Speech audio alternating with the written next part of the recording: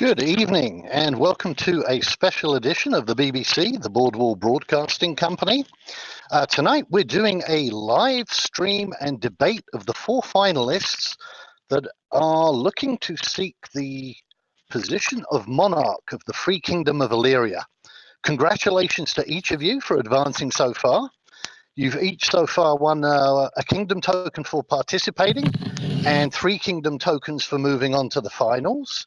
And at stake tonight is the grand prize of 10 kingdom tokens, as well as my personal endorsement for who I believe will bring, more to the NAE server, not just in terms of a potential alliance with us here in Bordweall, but also in terms of making the experience of the overall player community on NA East more diverse in terms of what you're going to bring as a story, what's going to make it intriguing, what's going to have those of us that are playing on the server already going, yeah, damn, I'm glad these guys got the monarchy on the Free Kingdom and that I chose to play on NA East.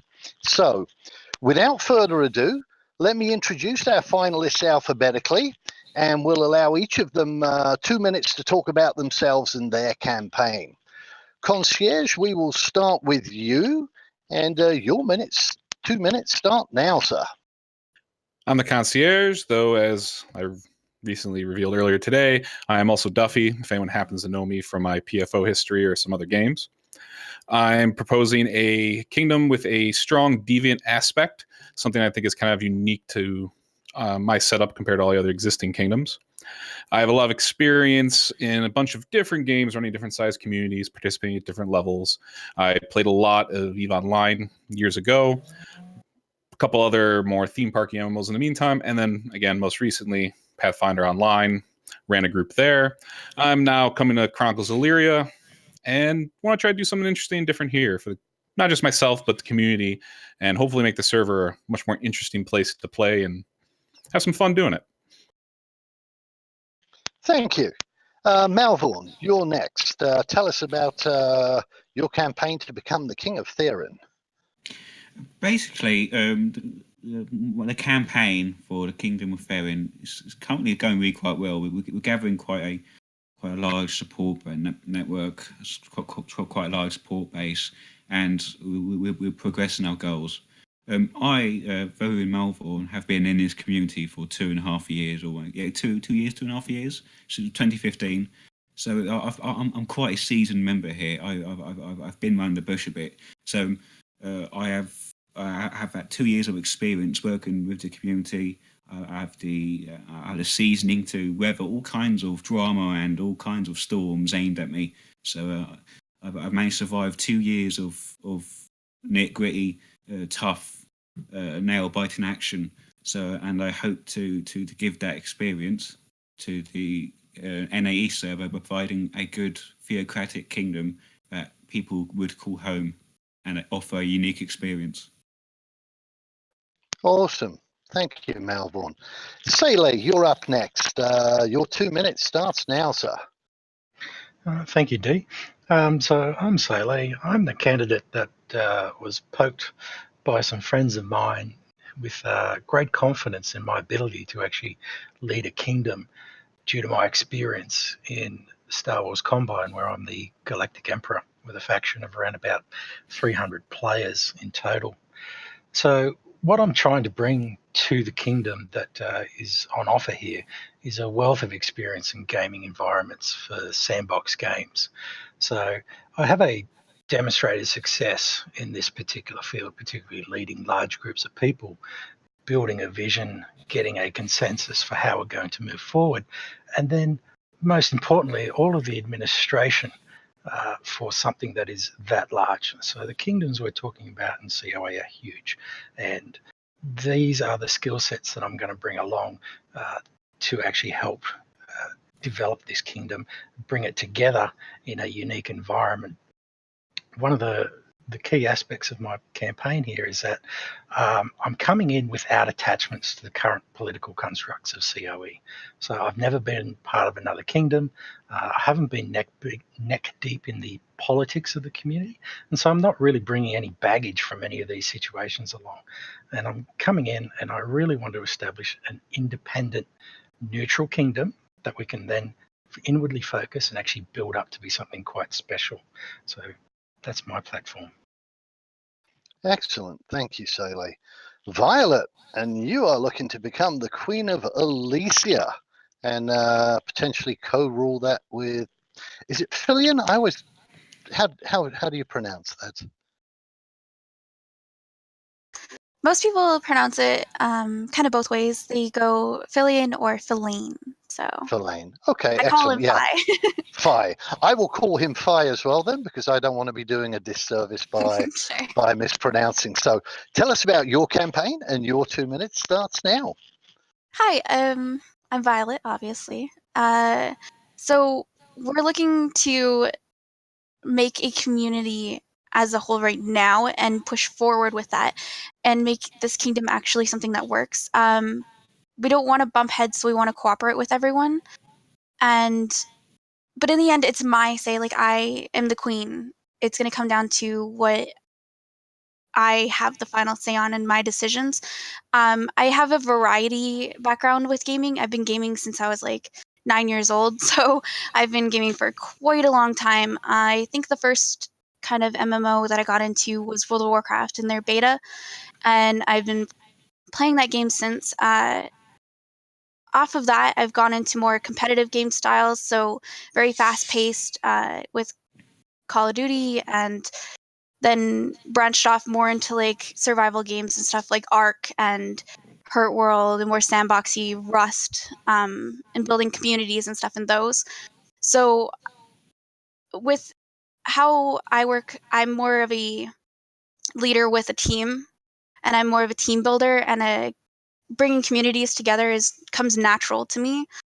And then being that leader position and being able to make those hard decisions and those choices that they need is something that I am really strong at, and making sure that we're able to account for everybody in the group rather than just putting one ahead of the other.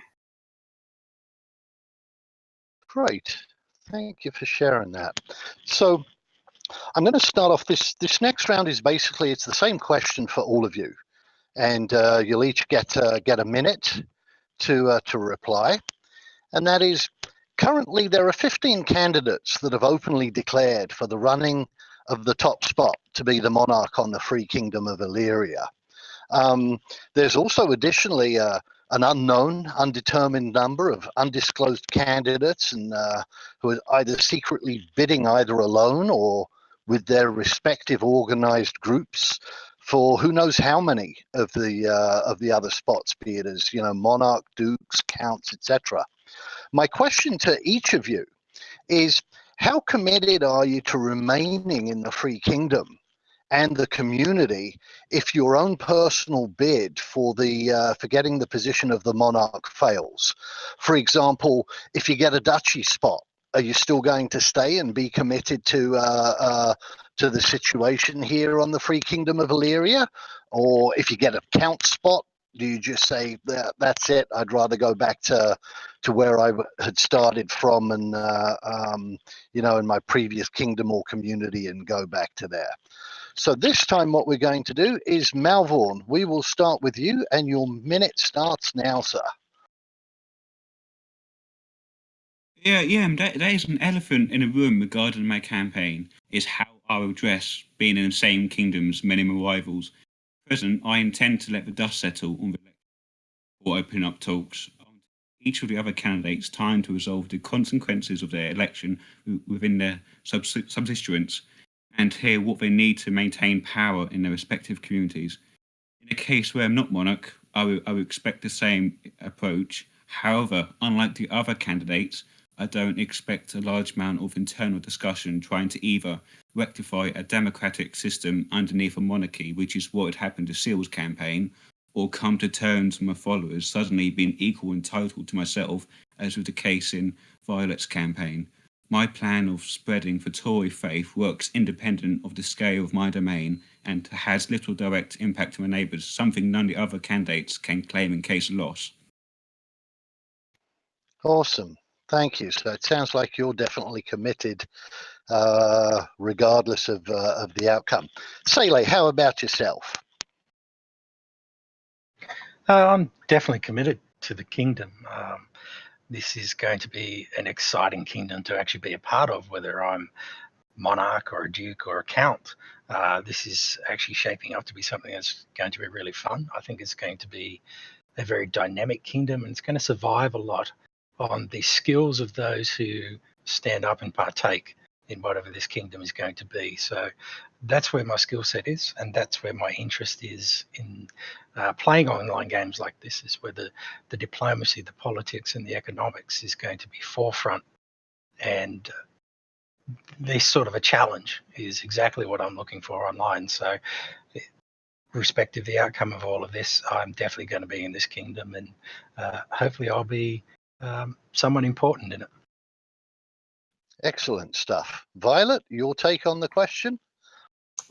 I'm definitely going to be staying in this kingdom. I really like the uniqueness of all the different candidates that are in here, and if they do stay in this kingdom, it's going to be a very, very different kingdom than the rest that are currently on the server.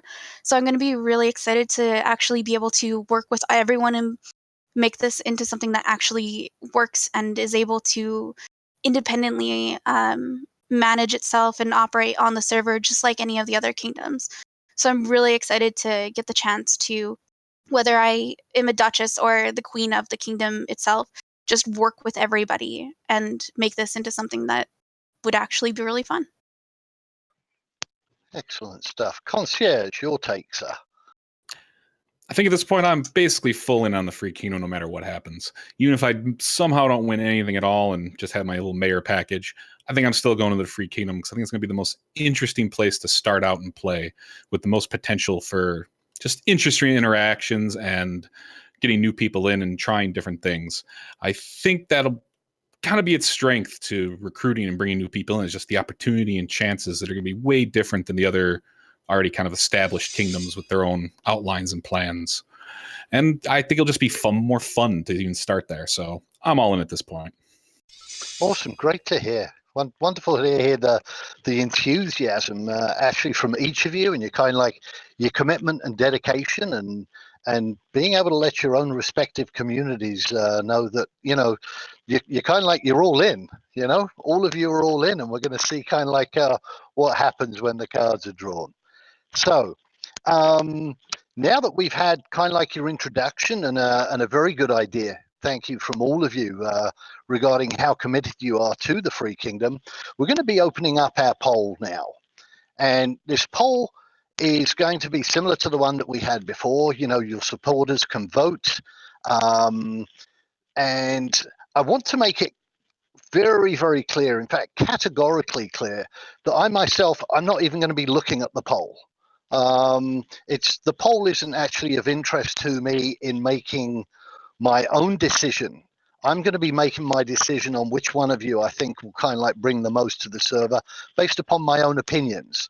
The poll is kind of like for your own feedback, to see how you're doing against the other candidates. It might help you shape your campaign in the future as to which points are working for you and which points aren't.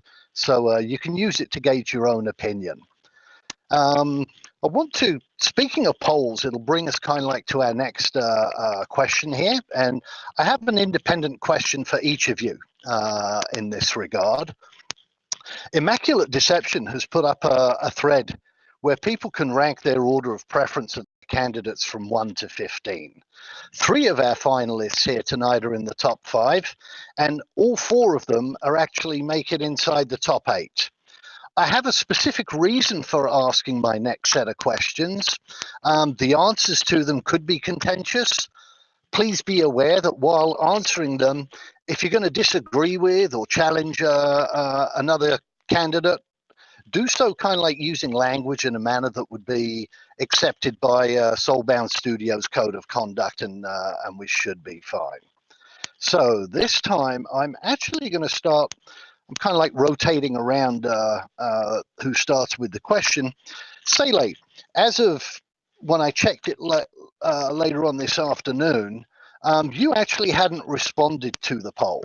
And Concierge, this question is actually going to be asked of you next. It'll be the same question, since I hadn't seen you had either. If you have since, my apologies.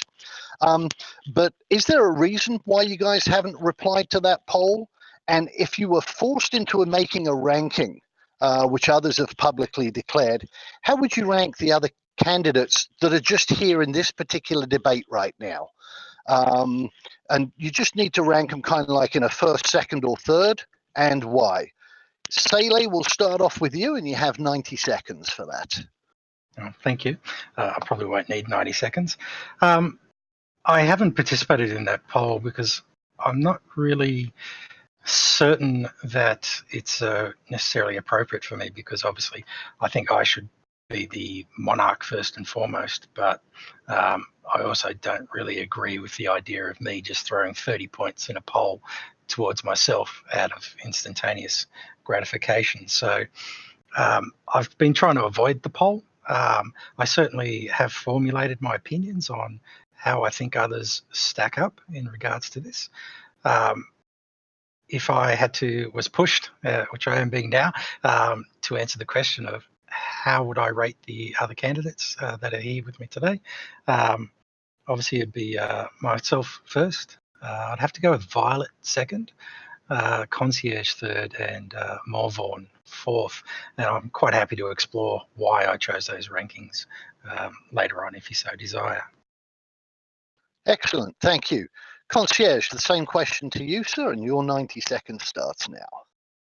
I'm going to echo Seal's feelings on that one a little bit myself. I just don't feel like it's necessarily appropriate for me to obviously vote for myself first and skew my own ranking a little bit more. And on the other side, I don't really feel like I should be commenting that clearly on my ranking preferences, even though I'm about to do that anyway. I think it's more interesting, honestly, seeing what the other candidates had ranked and seeing how those lined up. I thought that was very interesting information, and I didn't want to give that away for free. But I guess I'll give a little bit away for free right now. So out of the current people here, I think my preference will be, again, obviously, I guess myself, followed by Seal, Violet, and then Morvaughan. Excellent. Thank you. And Morvaughan, you did participate in the in that poll, and you rated Violet and her co-partner in crime there, Phi, as two of the very bottom three candidates in terms of preference. Can you explain your reasoning behind this? And given that they currently have a very strong coalition of 5 duchies planning on taking over the 5-player duchies that will be available, in addition to their 2 to 3 duchies that they might pick up themselves from the event, how is making this known publicly going to help you in your goal of unifying the dukes should you win? And your 90 seconds starts now, sir. Well, I was showing honesty, and I was honestly showing my opinions of the current candidates. The reason I chose Violet and Phi as the bottom was pack, not because they're incompetent or not because of their lack of skills. It's simply due to the fact they're in union together, and that in itself spells potentially huge disasters for the kingdom. So you could get all the kingdom together, yeah, but one of the partners could go against the other partner, and it'll just rip the whole kingdom apart. That's why I chose put them two in the bottom of the stack, because of that fact.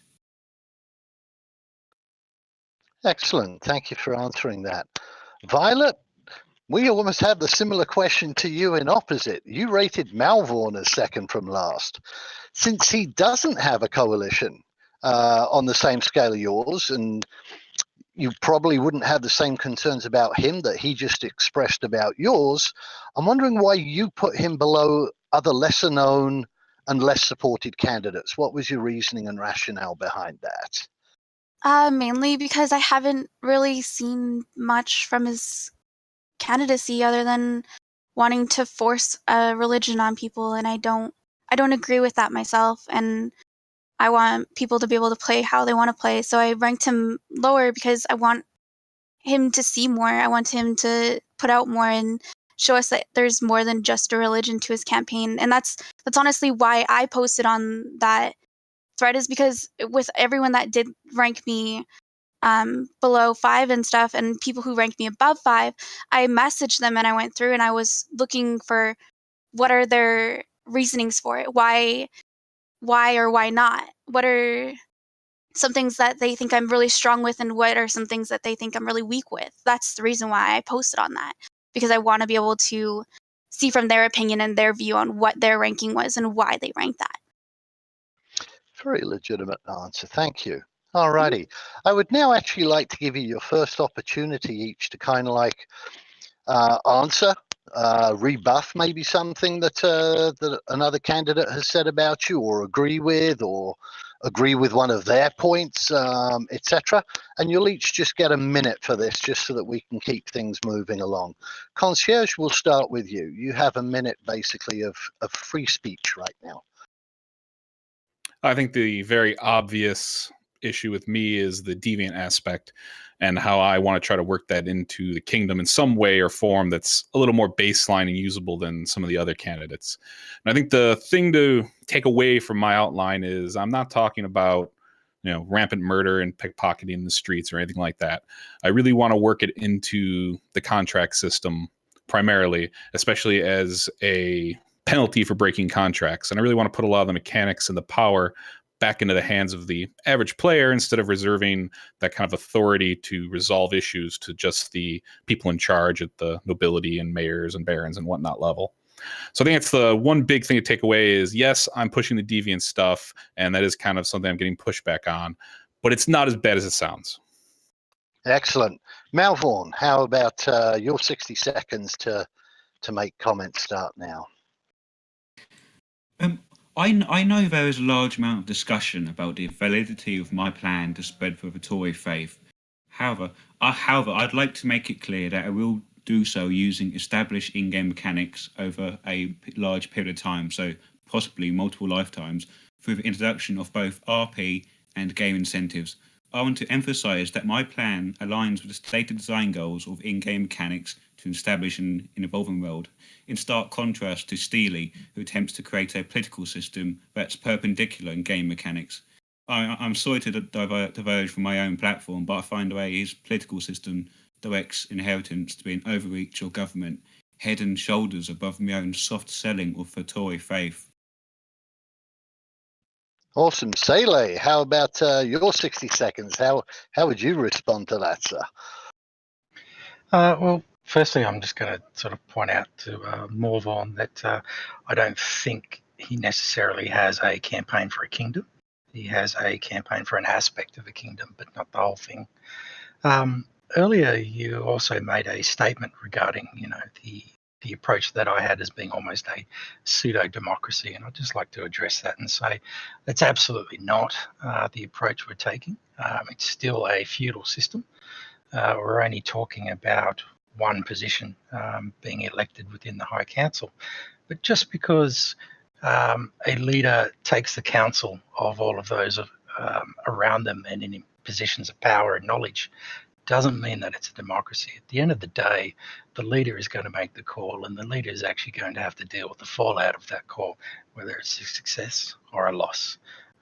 So the idea that this is a democracy is just not correct. Thank you. Good rebuttal.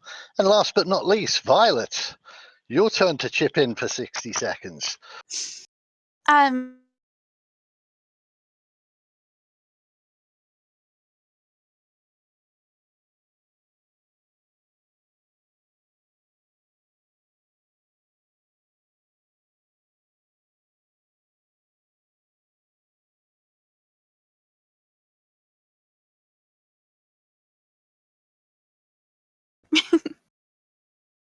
Okay.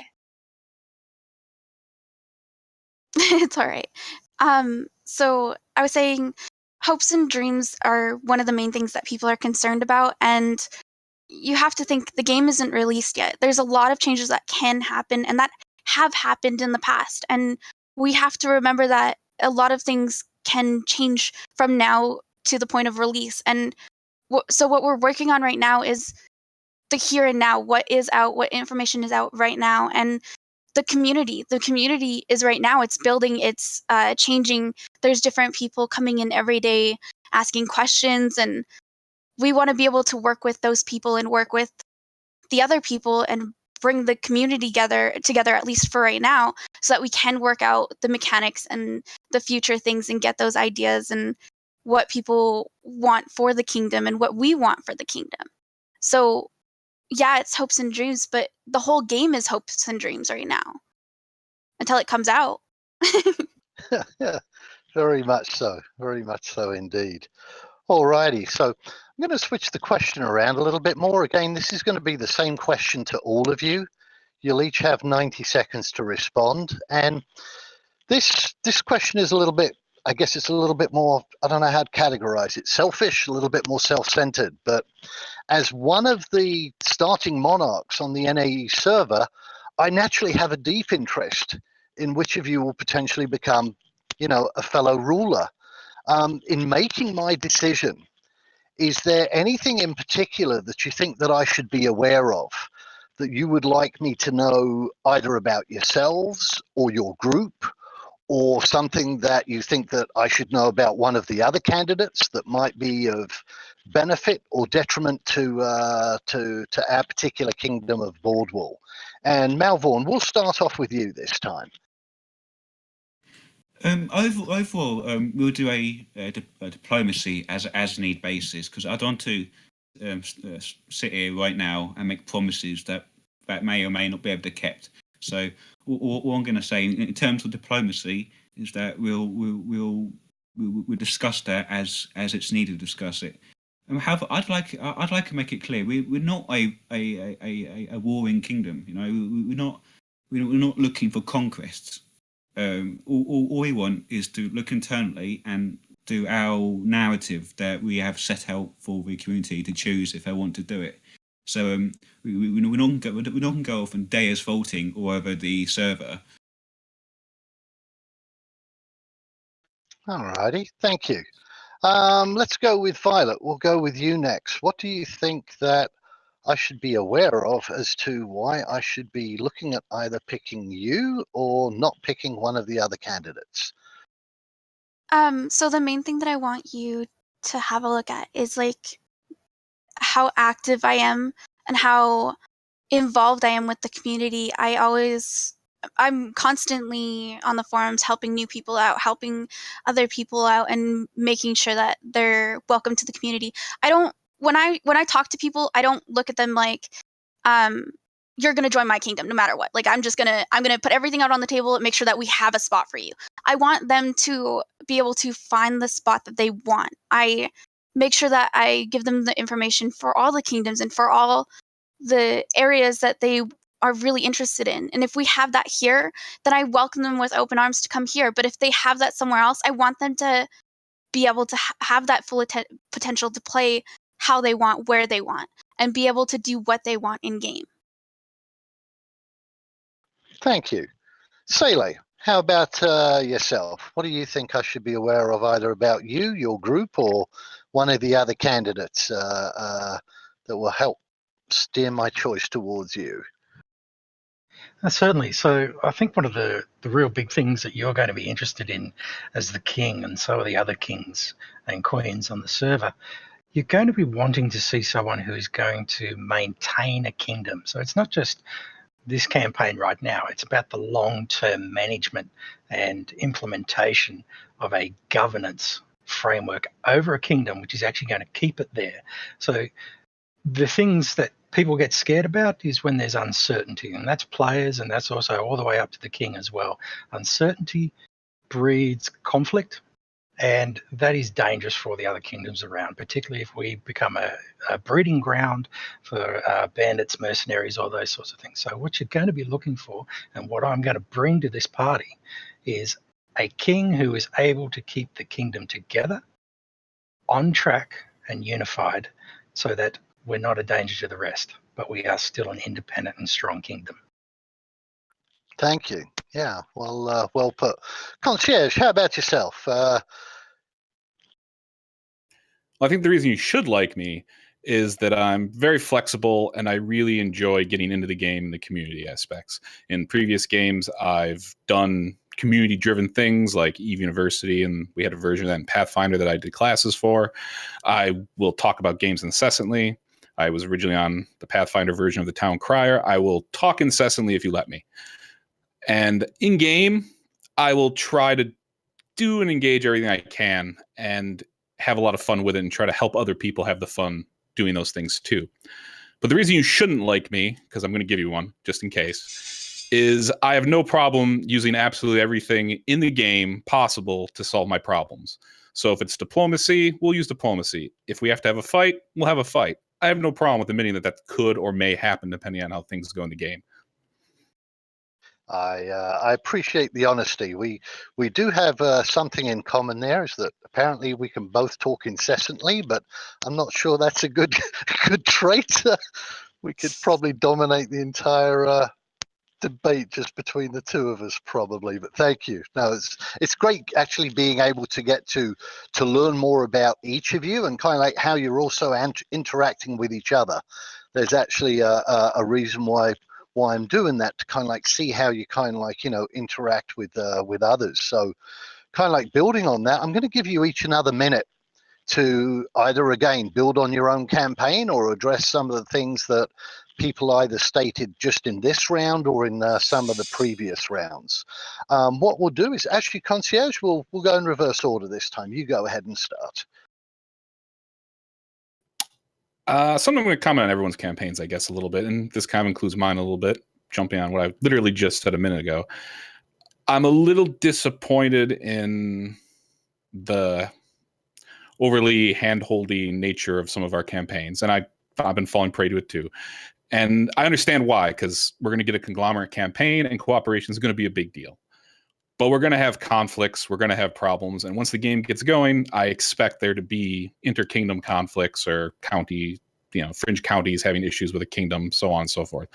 So some of us have been talking about occasionally, but I really do think we need to focus a little bit more on the what's going to happen when the proverbial shit hits the fan, and really prepping ourselves and our, hopefully, people following us and the people we're going to end up working with to really be ready for that to happen.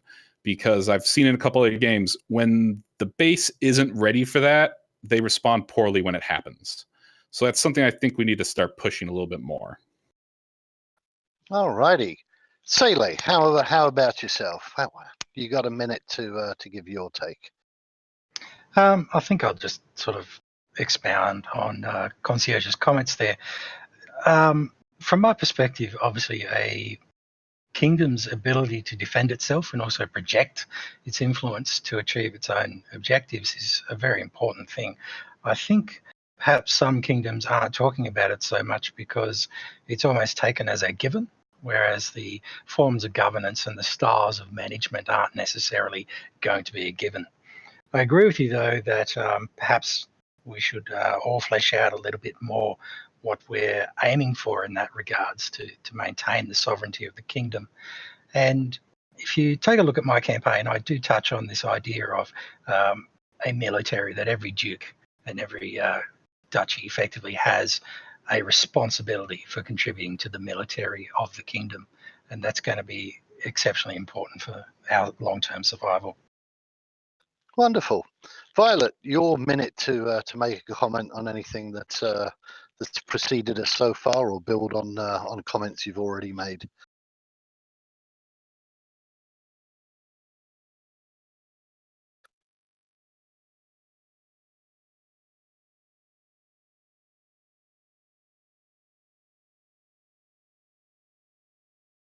I muted myself again. There you are. We hear you again. Okay, so I was saying that I agree with Con, and the reason why we're wanting to build that community now and get people familiarized with each other now is if there is any conflicts that do come about, or some disagreements, as they come earlier and sooner rather than later, before the game comes out, so that we can have that opportunity to work on that.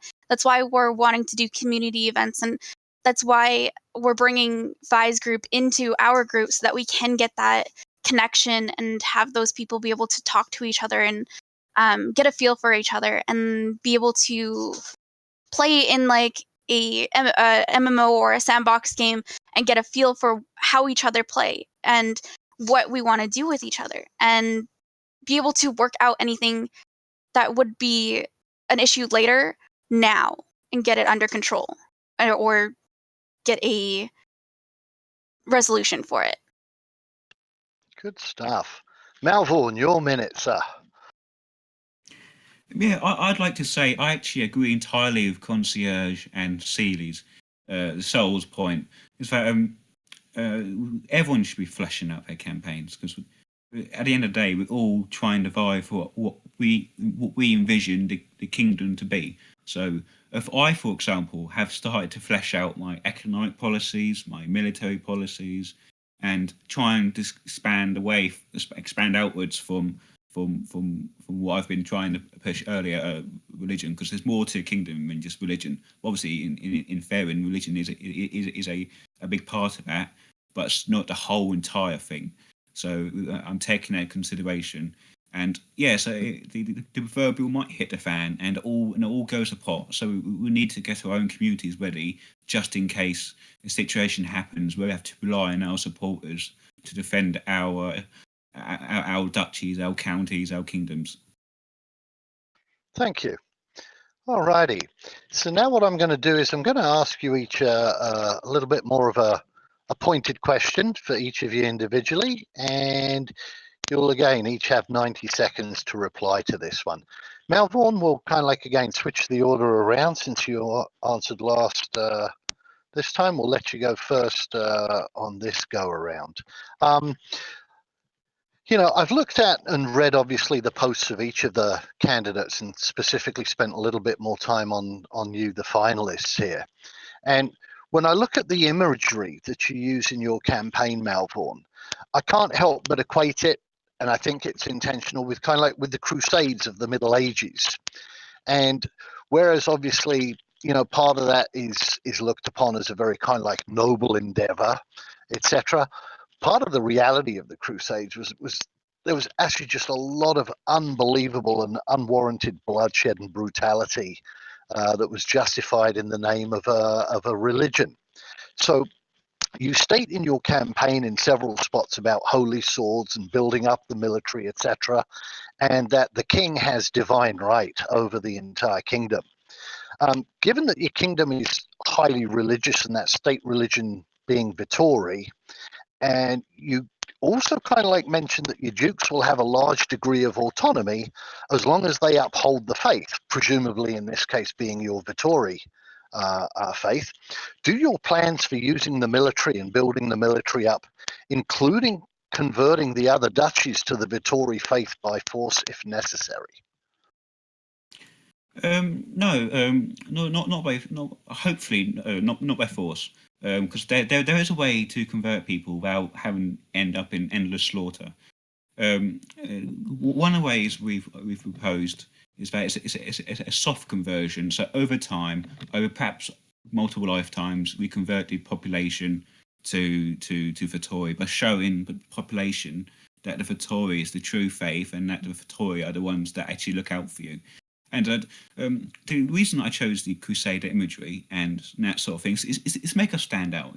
It's when we look at it, you know these people trying to create a narrative for what they want, and as such, that's why we called ourselves the defenders of the faith. So if someone did come along and declared war on a faith, you know, and killing Vittoris in other kingdoms, for example, we'll come to their aid. We'll come to their defence if need be.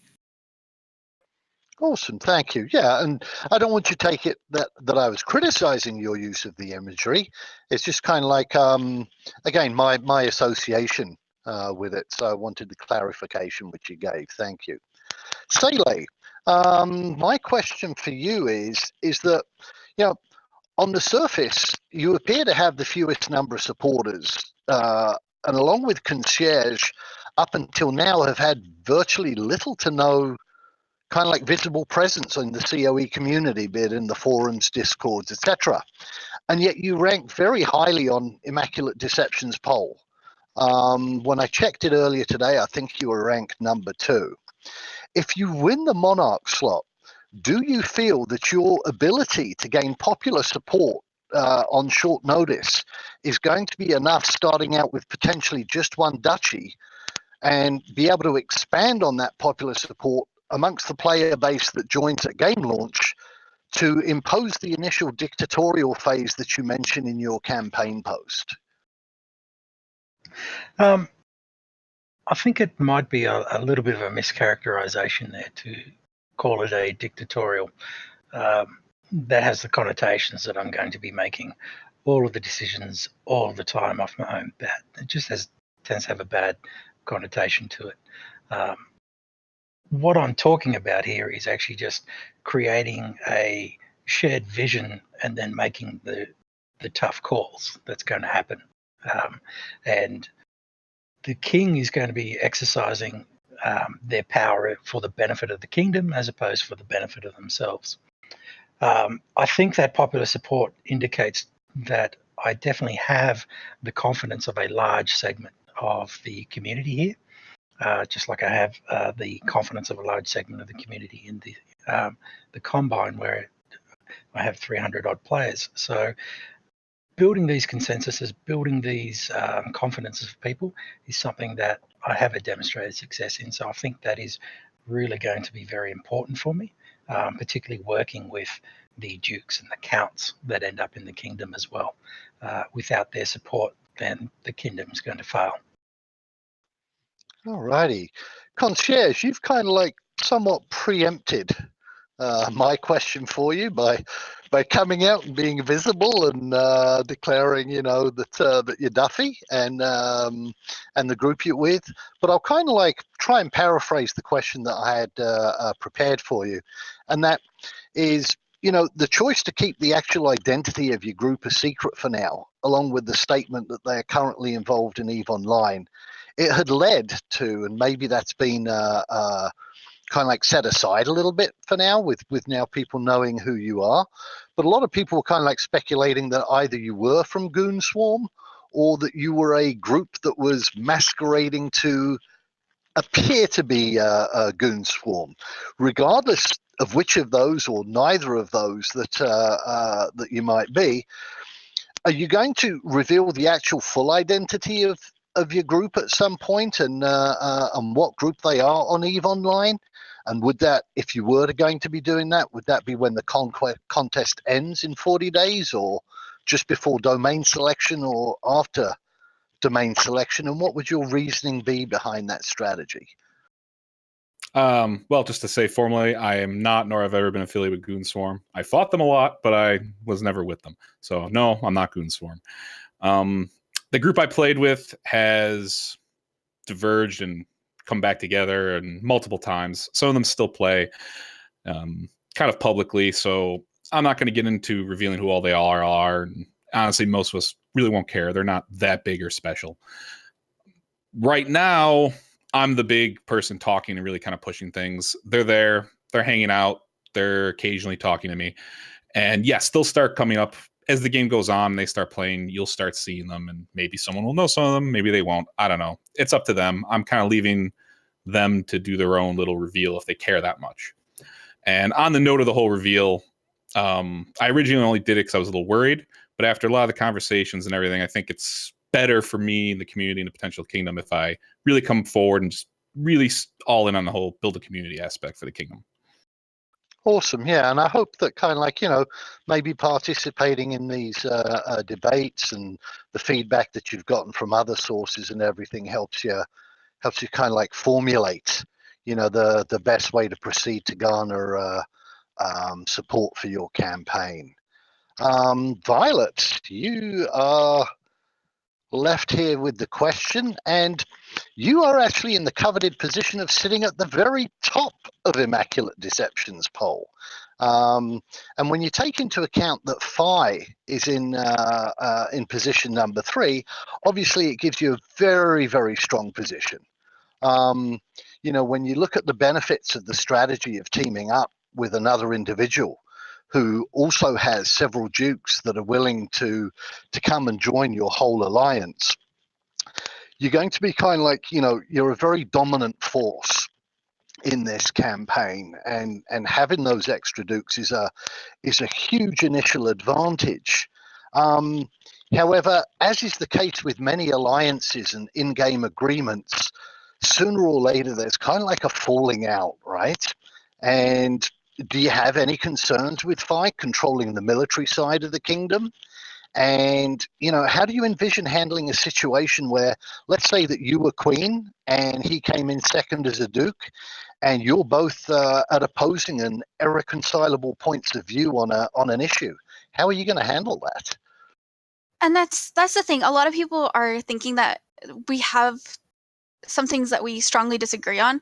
There are some things that we strongly disagree on, but we have been messaging and working things out, making sure that we have different things that we can compensate for that to make it something that we both agree on and we both can work with.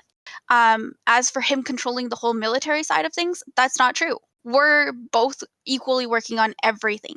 I have a duchy that might come over that's entirely military, and that was the duchy that I was working with. That was the duchy that, I was bringing in people for to make it that military aspect. And that's what the Duke wanted. He wanted that military feel, that military presence in the kingdom. And I feel like we're both bringing different things, and we're both being able to manage each other and put those ideas together into something that we can both agree on rather than disagree. All righty. Thank you. Okay, so what I'd like to do then is now kind of like open up a little bit more to an open floor format. Again, you'll each have turns in addressing each other, or again, building on your own campaign.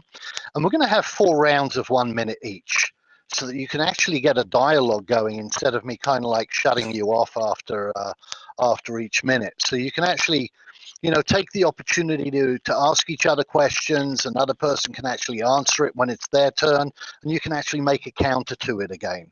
So I'll start off with kind of like our original alphabetical order in this, just because it's going to be easier for me to keep track of whose turn is when. And we'll start the first round right now. And Concierge, you have a minute. So I think I'm going to direct my question at Sele, just because I know him the least and have as much interaction. What's your feelings about the deviant mechanics and whatnot? Because again, it's a big thing for me, but I'm curious what your approach would be to dealing with that, or a group of us living in your kingdom. Sele, why don't you go next to be able to either address that or go on with your minute? Certainly. The deviant mechanics are actually interesting to me, and this is part of why I actually find this pretty cool.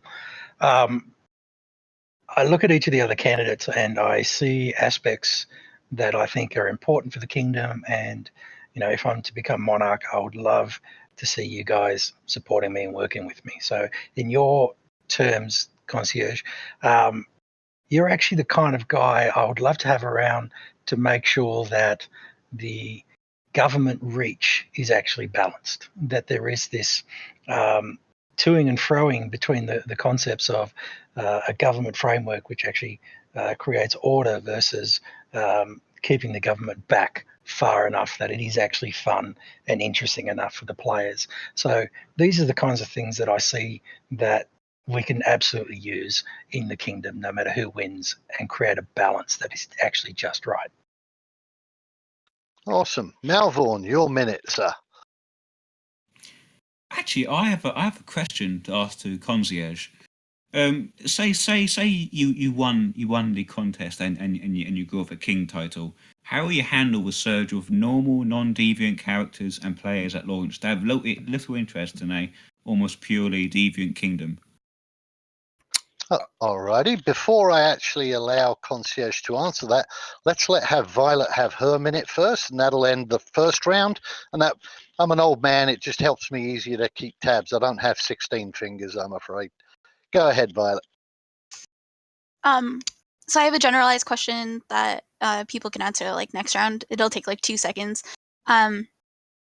It's sort of like the Morbus question. I wanted to know If you associate yourself with one of the holy orders of the crusading period, which would it be and why? Mine would be the Teutonic Order, primarily because of their motto, which translates to help, defend, and heal. So I just wanted to know what the opinion of everyone else is. Awesome. Concierge, you have a minute, and you can obviously address either Malvorn's question or Violet's or both, etc., and maybe even squeeze in another question of your own. Malvorn's question is actually a good one, and I answered some of it earlier today in the Morbus interview, but I'll kind of reiterate for everybody. I think the big key takeaway is I'm not necessarily pushing a wholly deviant system. I'm just making it an important cornerstone of my setup because it's something I don't want to lose sight of or push to the outskirts and not let people really engage and use it. And I think the important thing is the basis of my setup is really about the whole contract relationship between players, and that includes the implicit one between us as the various rulers, monarchs, so on and so forth, and the people playing under us. That is a contract. We're making an agreement to do something for them, and they're doing something for us. And it's implicit, not explicit one mechanically, but I want to push the deviant mechanics into that kind of area so that it's part of the game and we're actually getting to use them instead of keeping them totally in the dark. But there are some controls on it so we don't have total chaos.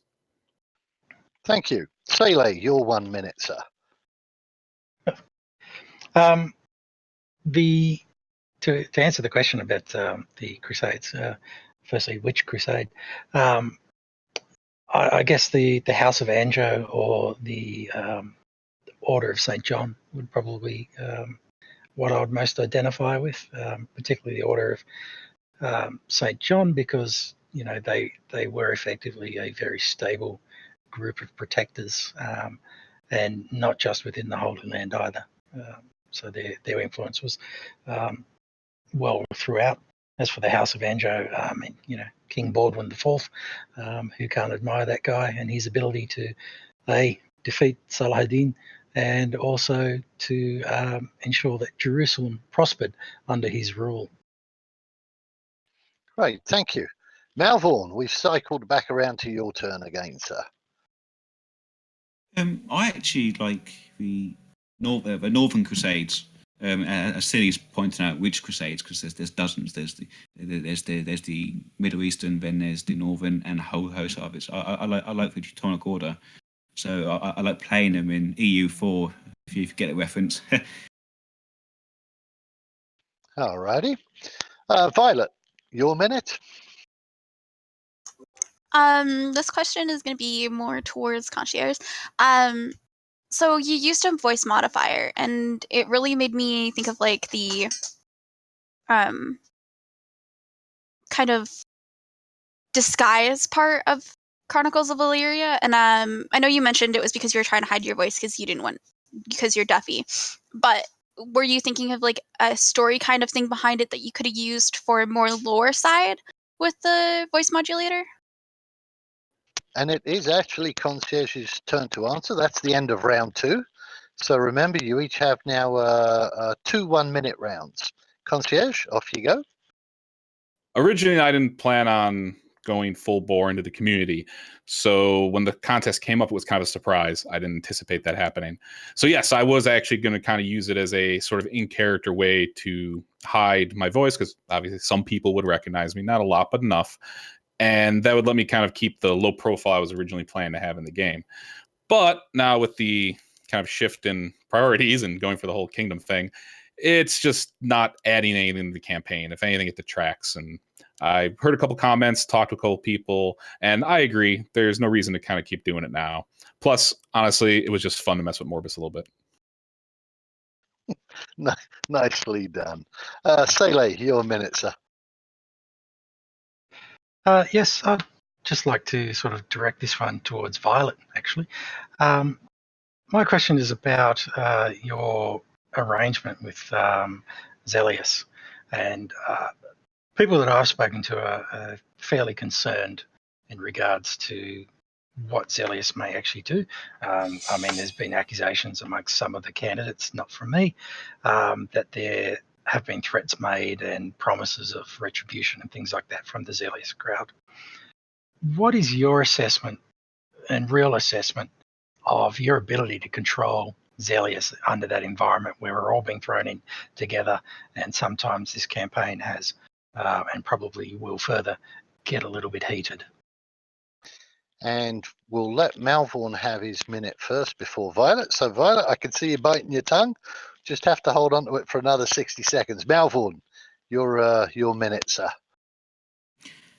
I'd like to spend this minute talking just further clarifying that the Kingdom of Faerun isn't just a religious order. It is an actual kingdom with an actual economic policy, with an actual military and international policy, has agriculture policies.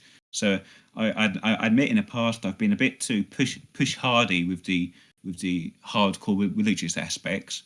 But from now on, I'm going to focus more on fleshing out the wider aspects of the kingdom, like how I'll sit down and work with the other candidates, how I'll engage with the community, etc., which I've made first moves with. If you look at my thread, for example, I've actually started fleshing out the military, the economic, internal development, etc. Awesome. Violet, your minute, and I'm sure you probably want to address the Of course. the points that Sele brought up. Go ahead. Okay, so Fi and I have really good ideas, and we really want to make this kingdom work. We don't want to go into the kingdom with any violence at all. We don't want to, and I'm going to make sure that that's not a thing. However, they are very PvP oriented. They're going to need that itch scratched. They're going to have to be able to relieve that somehow, and that's why we're having those community events, is so that we can get that chance to get out all that PvP, and either whether it be in Chronicles of Valyria with tournaments and arenas that we want to have and have set up for PvPers, and have different events for RPers, PvEers. We also want to get that itch out now too, and like have, I don't know, maybe ARC servers have some PUBG matches, or just like those different types of things. So I don't see it being an issue of us attacking each other in the kingdom. I feel like it's going to be an advantage later. Awesome, thank you. That's the end of round 3. So you each have 1 minute time slot left. Concierge, you're up. I think I'll go with a question from Malvorn. And again, I keep beating on the same sort of dead horse over here. But I haven't talked too much to you directly outside of some Discord conversations. So I'm going to feel the same one I did to Sele. How do you really feel about me and my deviant aspirations, and how we could fit into your vision? Alrighty, I'm sure Malvorn will be able to answer that in his slot. Do be careful about using the term beating a dead horse around him. Sele, your minute, sir. Thank you. I just want to reiterate that these candidates here are all leading this campaign at the moment, and they all bring with them a series of visions and set of skills which I think are going to be very important for the kingdom to congeal. One of the previous points raised was about this idea of trying to get everyone to work together cooperatively without the competition. But I just want to say that not all conflict is dysfunctional. You can have functional conflict, and the kingdom can actually come out better for it. So that's what we'll be trying to do, is actually to enhance the competitive side without turning it dysfunctional. Awesome. Malvorn, you now get a chance to respond to Concierge. I actually quite like you, Concierge. I foresee in any kingdom that wins this contest, Concierge could be head of his intel gathering, because I can see he has a large network of intel gatherers and deviants, which can give useful information to the kingdom about internal syndicates, other kingdoms, etc. So that's a good question, and yes, I would like to work with that. And I'd like to second what Seal says. Good competition is extremely beneficial. It's more beneficial than everyone holding hands and say we're all going to work together day one, when really it doesn't flush out any ideas. It doesn't bring any. It doesn't organise anything really. Sensible competition organises it. Well, ladies and gentlemen, it seems that you're seeing it here first. Some new bromances are being born in the Free Kingdom. Violet, you have the last minute, and that'll bring to an end this kind of like round of questioning. Sure. First of all, I just wanted to thank all the different candidates for being here and asking these different questions of everybody. It's really informational. And I wanted to ask a question to Malvern. In your post, you talk a little bit about incentives to supplement economic deficiency. Can you elaborate kind of like what your incentives might entail, or? But he doesn't have a minute left to answer, does he? Oh, he doesn't. Well, so we will have to leave that one hanging. Can you bring it in the Discord, maybe? Maybe that's one you guys can address afterwards. Sorry. Alrighty, no, not a problem. I have to be fair to each and all of you. So I kind of like I've been the one asking you questions. You've been the ones putting each other on the spot. I really feel that in a way that's a little bit unfair. And I think that it's only fair that we turn the tables back just for one round. And I'll give each of you the opportunity to ask me a question that might be of interest to you and your community about Bordweall. And you're welcome to ask the question, put me on the spot, whatever the case might be, and I'll try and answer it within 90 seconds or less. And I think Katie's going to get untold joy if she gets to either ring the bell on me or cut me off for being too long-winded as usual. So let us go first with Malvern. Go ahead. You ask me a question first.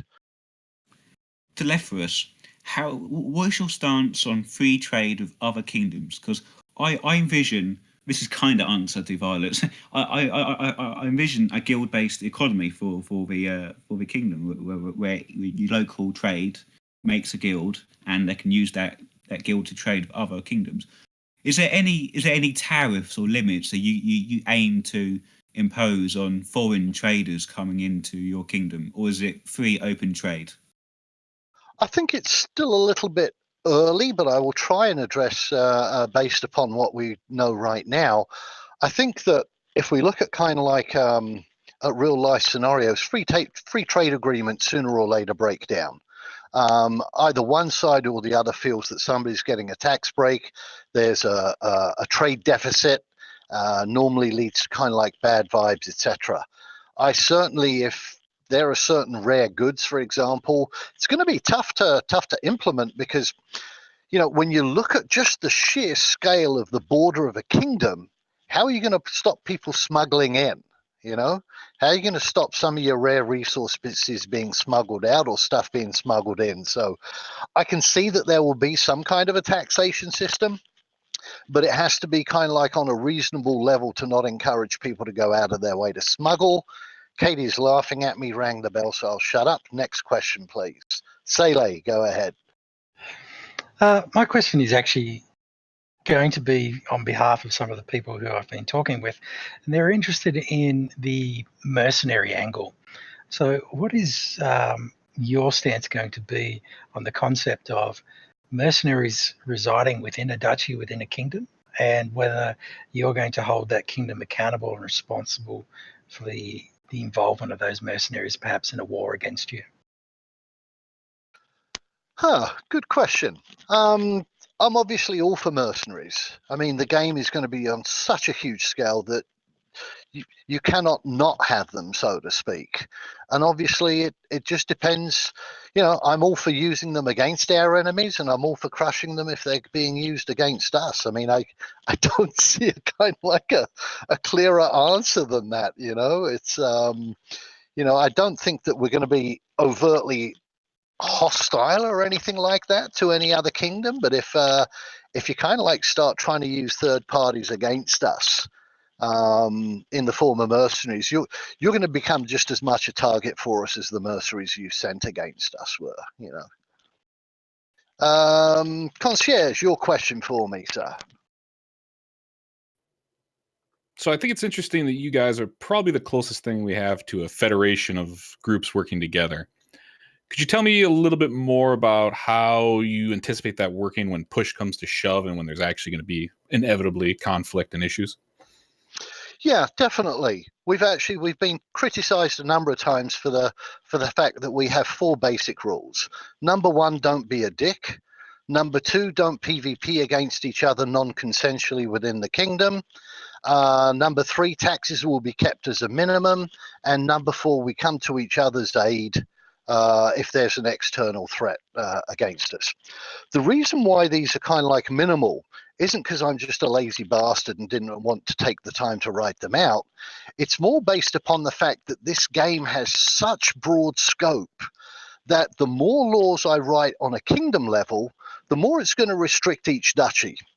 And so if I can have each duchy write its own laws and basically be as diverse from another duchy as possible, we're actually going to appeal to more people. If somebody doesn't like the way that one particular duchy is being run and its laws, instead of leaving the kingdom and being pissed off, they can very, very easily and far closer, easier logistics, just move into another duchy.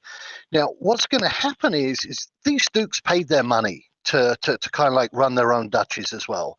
I know when I was a duke, I was a little bit resentful of kings trying to say, oh, well, you're going to do this, you're going to do that, you have to do this, etc. I'm being wrung, but I'm going to ignore it just for a little while, Katie, because I think that you'll tend to find that people will come and defend their lands and borders if they have something that they believe is worth defending. And that is, in this particular case, their freedom and their choice to be able to kind of like be in a system that they like. All right, I'm done before I'm shut off. And who does that leave? I think, Violet, that leaves you with a question for me? Yes. Go ahead.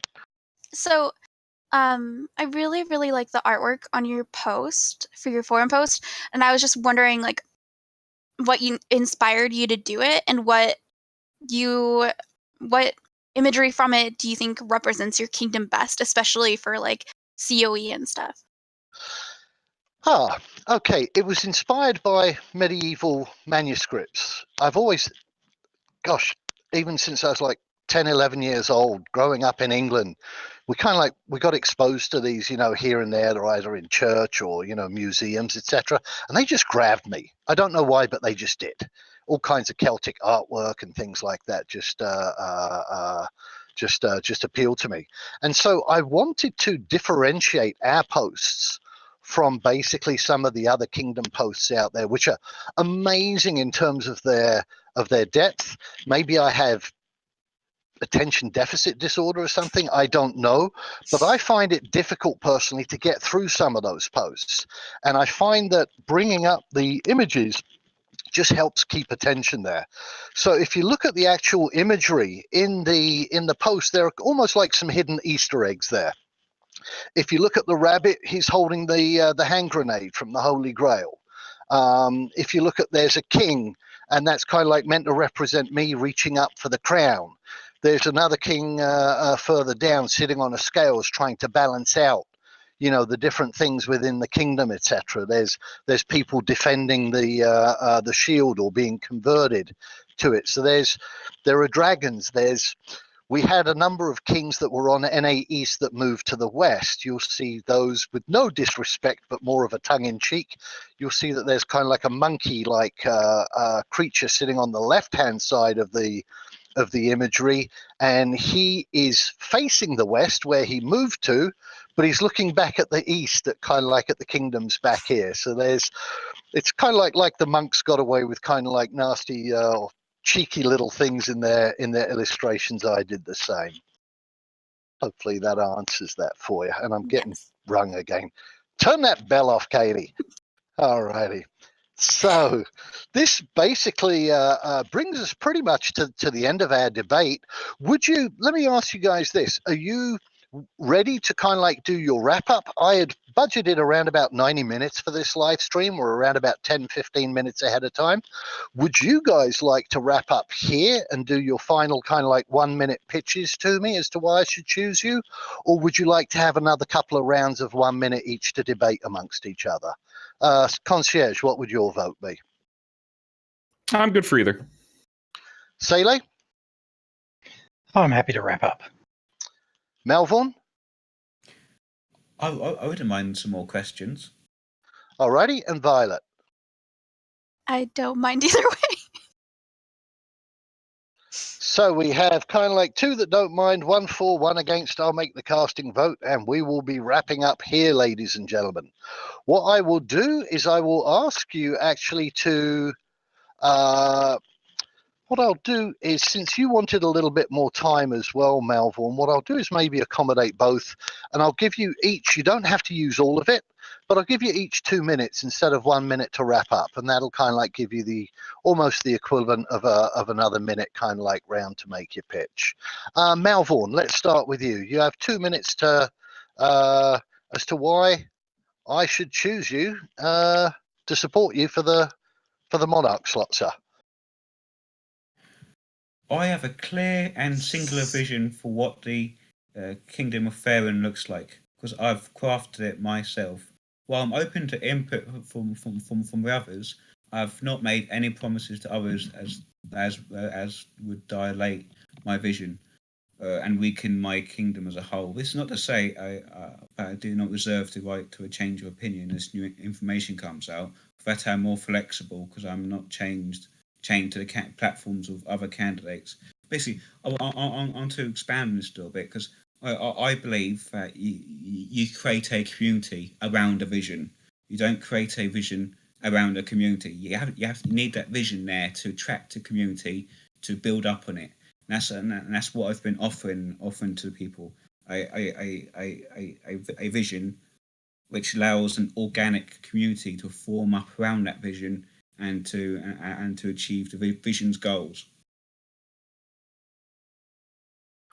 Awesome, thank you. Violet, your 2 minutes. I almost just muted myself again. I wanted to say thank you, Dee, and the BBC for having us all here. Even if we don't, if I don't get picked for winning the contest here, the debate, I just want to make sure that like everyone knows that we're thankful for to you guys for having us on here and being able to ask us questions that people might have wanted to ask but weren't wanting to be public and go that extra step to ask that. I just wanted to make sure that you were thanked. And then I also wanted to make note that we are working as a community so that we can get that step on building a vision, because the kingdom is going to be all of our home, not just my home.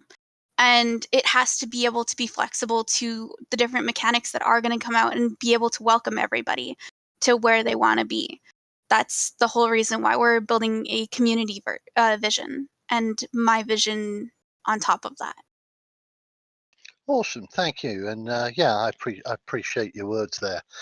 Sele, your 2 minutes, sir. I want to join Violet in thanking Bordweall for running this event once again. I mean, it's been a great amount of fun for me to participate in this, and I think it's very important for allowing the candidates to explain their positions. And through this, I've learnt far more about the other candidates' ideas and views than necessarily their forum posts. I love elements of these views. I think they're all got value somewhere that we can take the nuggets of and combine into a single kingdom and come up with an ultimate solution towards what is this kingdom going to be for us. I just want to sort of wrap up there by saying that I hope people will support me in this. I have an experience in this that stretches back 16 years in online gaming and in sandbox games and building government structures that are going to help us out. We're talking, the administrivia that no one ever likes to do, like writing the actual treaties and developing the actual laws and then implementing them and the policies and all those sorts of things. It's not all just the fun stuff. And that requires a lot of commitment. And I'm prepared to do that. And I have a history that shows that I do that. Lastly, I'd like to say that coming out shortly, within the next week, will be our campaign's website for what this kingdom will actually start to look like. And I'll be talking with the other candidates. And my hope is that no matter who becomes monarch, we can, through this process, we can all agree on what this kingdom is going to be, no matter who wins and who gets into the ducal realms. And hopefully with that, we'll have a strong idea, because this competition, this campaign, is only the beginning of the formation of this kingdom. There's a lot of work ahead of us yet. Great stuff. Thank you. Concierge, your final 2-minute pitch, sir. Just going to jump on the bandwagon. Again, thanks everybody for doing this. This was a lot of fun. Don't get to do this type of stuff that often. As for myself and my campaign, I'm here to get it done and do what we need to do to have fun and make sure as many of us as possible have fun doing it.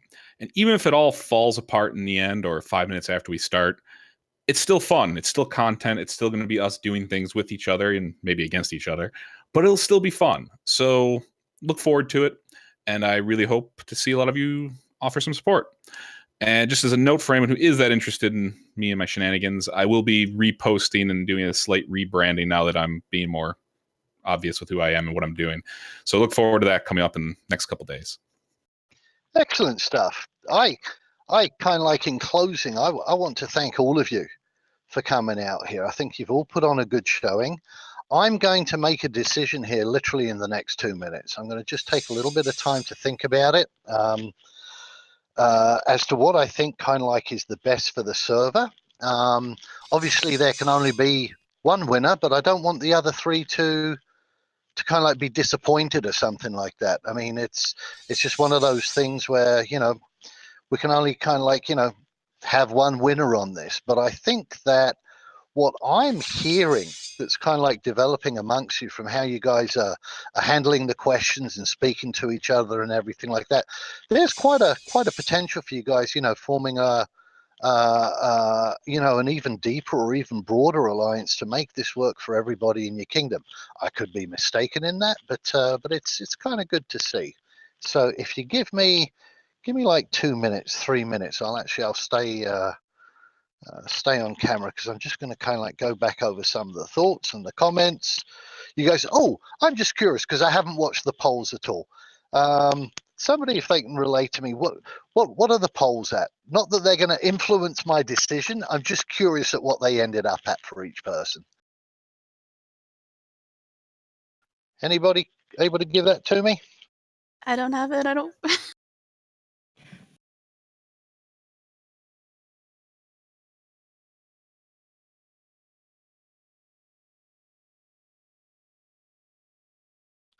Wow. Okay.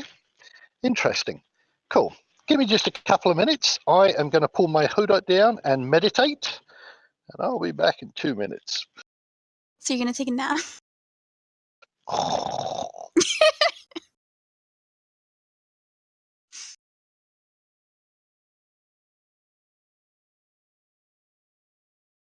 Hold on, Katie.